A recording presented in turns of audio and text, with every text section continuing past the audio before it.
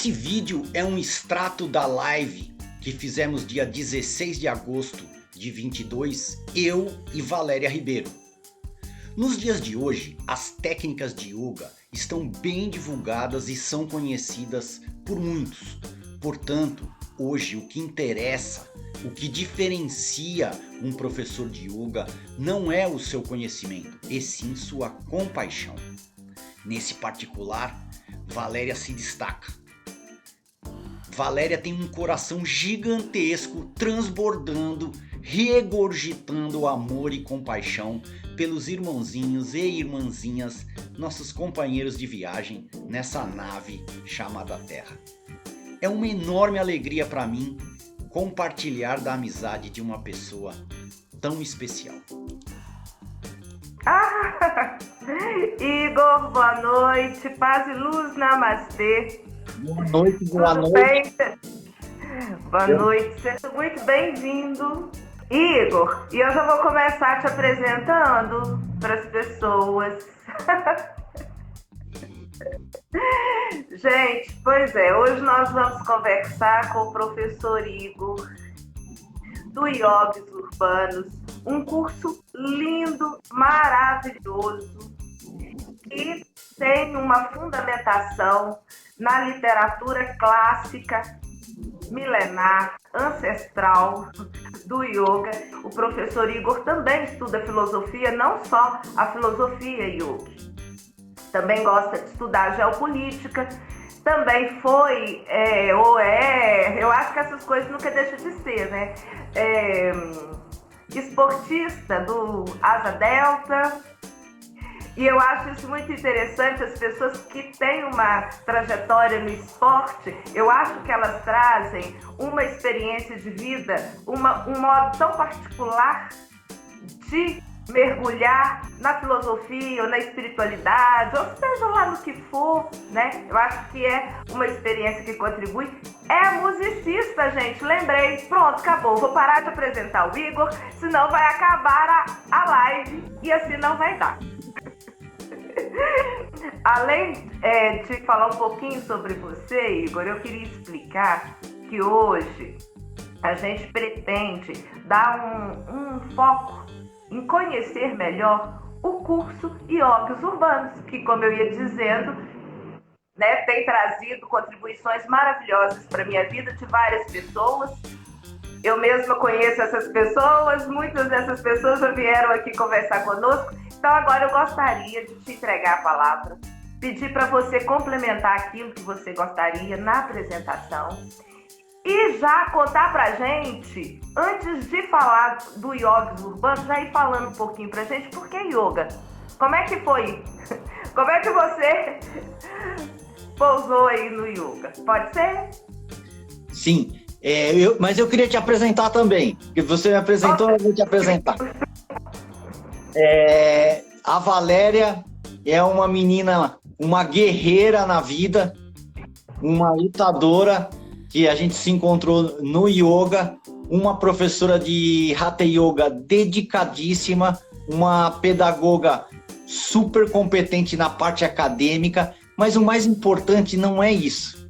O mais importante é um coração regurgitando de amor. Essa compaixão pelos irmãos, isso aí faz toda a diferença no yoga. O yoga não pode ser lecionado de uma maneira fria, igual outras matérias pode ser. O cara é professor de economia na faculdade, de matemática, a maioria das matérias ele pode chegar lá de mau humor, xingar todo mundo, pôr a matéria na lousa e ainda assim ser um professor competente. Mas no yoga tem que ser pessoa com o coração cheio de amor, com muita compaixão no coração.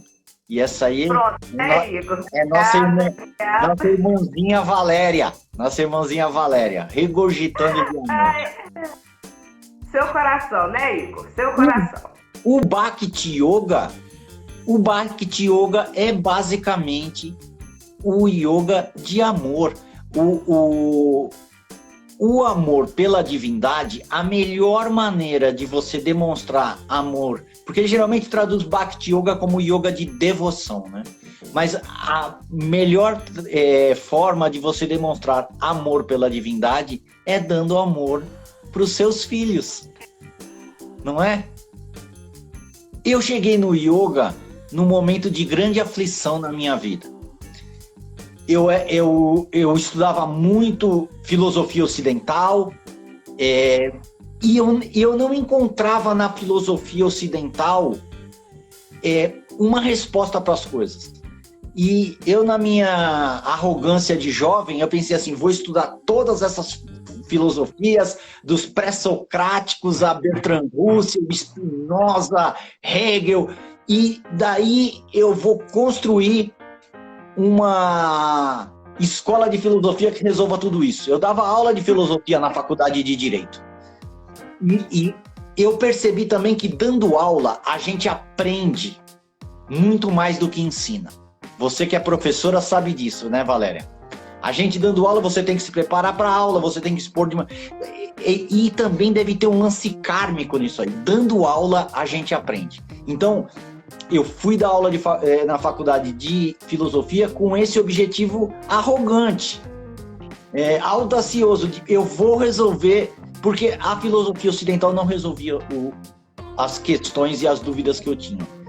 Aí, num momento de grande dificuldade na minha vida, de grande sofrimento pessoal, eu conheci a Bhagavad Gita, depois o Yoga Sutra e logo em seguida o Sistema Sankhya.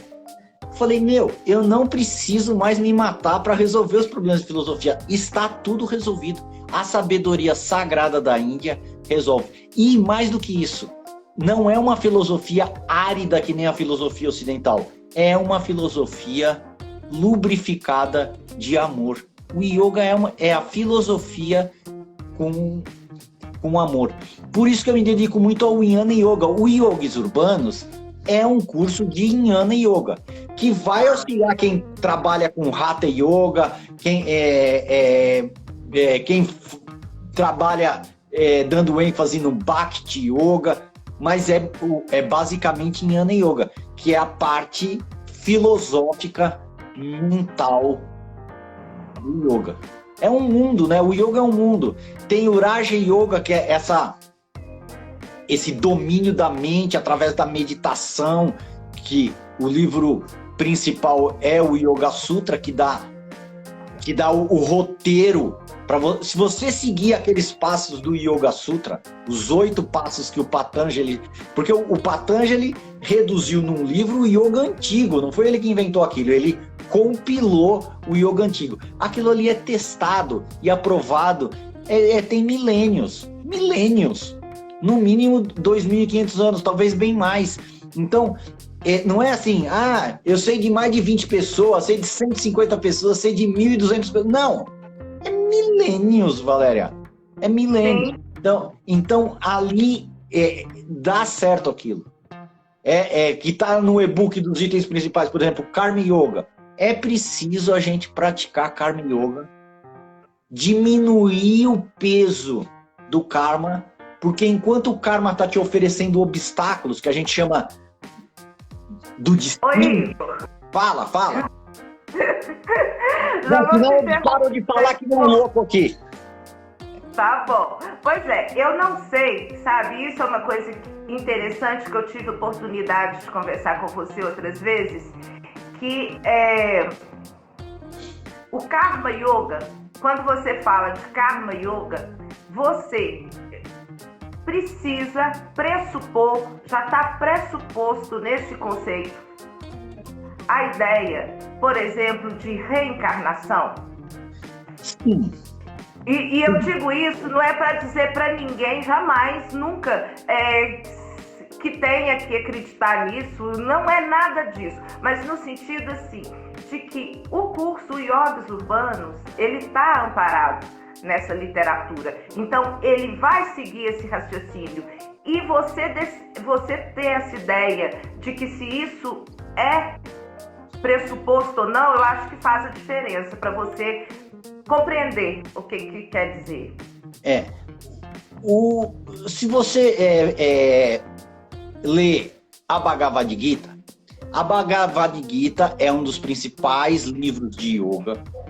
É um curso completo de yoga. Tudo que você precisa saber de yoga está na Bhagavad Gita. É uma exposição doutrinária e altamente poética. É altamente poética. Por isso vem atravessando milênios. Se você ler a Gita, o Yoga Sutra já é um guia prático. É um tutorial, faça você mesmo. Siga os passos aqui e você vai atingir o objetivo. Se você ler a Bhagavad Gita, várias vezes o Krishna fala para o Arjuna: olha, você não lembra das suas vidas passadas, mas eu lembro. Você foi isso, você foi aquilo. Então, eu tenho uma criação em família católica, bem católica. Minha avó carola ao máximo. Que nem disse um cientista francês uma vez, eu não levo em consideração essa hipótese. Né? Sim, eu acho que é isso mesmo. Que a gente eu acho que foi o Lavoisier mesmo que falou isso, o Lavoisier. Perguntado alguma coisa sobre isso, ele falou assim: eu não levo em consideração essa hipótese. A primeira vez que eu passei a considerar a hipótese de pensar na possibilidade de reencarnação foi quando, lendo a vida do Pitágoras, eu já admirava demais o Pitágoras pelas vitórias e conquistas dele intelectuais na matemática, na música. Ele que dividiu esse negócio que a gente falou, já é uma quinta, é uma quarta, é uma terça. Ele que entendeu matematicamente como é que funcionava a vibração, os sons. O cara é fora do normal. E ele lembrava de vidas anteriores. Quando eu li isso no livro Pitágoras, Uma Vida, Peter Gorman, é uma excelente biografia. Depois eu li outras biografias do Pitágoras, sou super fã dele, e dos pitagóricos, Porfírio, Iâmbicos, eu sou super fã desses caras.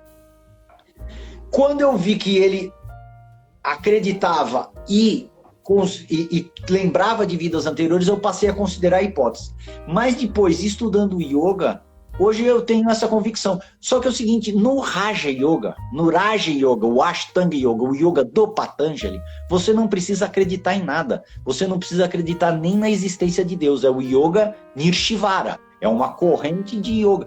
Tem muito mestre, o Ramakrishna, quando chegava um aluno novo, ele perguntava assim: filho, você acredita em Deus ou não? Se o cara falasse que não, ele que era um super de um devoto, ele ia dar aula pro cara do mesmo jeito. Você não precisa acreditar em nada. Isso que é lindo no yoga, você não tem que acreditar em nada. Sim. Se você fizer os exercícios e a sequência do Patanjali, no momento apropriado, você vai entender por si só se existe uma alma, se ela é imortal, se existe uma divindade, e qual a relação da alma com o divino. Tem certas questões de metafísica que eu acho que vai escapar um pouco do tema da aula. Por exemplo, Immanuel Kant, que foi um cara assim, cabeçudíssimo em metafísica, no livro A Crítica da Razão Pura, escrito em 1767, assim, ele tem lá as antinomínias, são um dos últimos capítulos do livro. Então ele fala assim: ou a coisa sempre existiu e sempre existirá, ou tem um começo e terá um fim. O corpo, ele tem um começo, ele terá um fim. Agora, a alma, para ser imortal, eterna, ela tem que ter sempre existido no pretérito.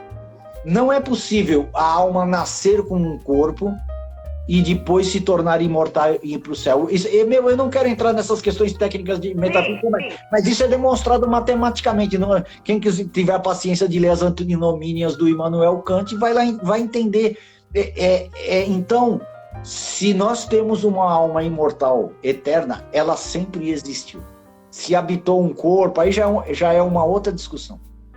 Pois é, Igor, por falar em outras discussões, vamos dar uma olhada aqui nas pessoas, o que elas estão dizendo. Vamos. Porque alguém até perguntou como saber se a alma é imortal. Ai, gratidão a todas essas pessoas maravilhosas, lindas.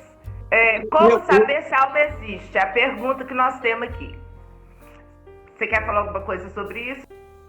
A resposta no próximo e eletrizante capítulo, quarta-feira que vem.